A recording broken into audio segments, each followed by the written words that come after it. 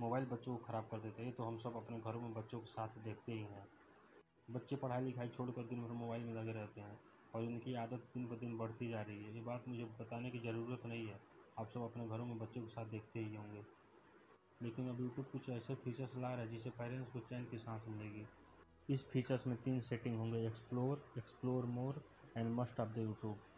जब parents explore वाले setting को ऑन करेंगे तो बच्चे 9+ एज वाले ही वीडियो देख पाएंगे, और एक्सप्लोर मोर वाले सेटिंग को ऑन करने से बच्चे को पहले वाले से थोड़ा ज़्यादा ऑप्शन मिलेंगे। मतलब पहले वाले सेटिंग के मुताबिक इस सेटिंग में लोग कुछ ज़्यादा ही वीडियो देख पाएंगे। And must of the YouTube के सेटिंग को ऑन करने से बच्चे लगभग यूट्यूब पे सारी वीडियो देख पाएंगे, सिवाय रिस्ट्रिक्शन वीडियो को छोड़कर। ये 3 सेटिंग यूट्यूब पर जल्द ही आने वाला है, जिससे बच्चे पेरेंट्स के अकॉर्डिंग वीडियो देख पाएंगे। तो आपको कैसा लगा यूट्यूब की 3 सेटिंग, कमेंट सेक्शन में ज़रूर बताइएगा।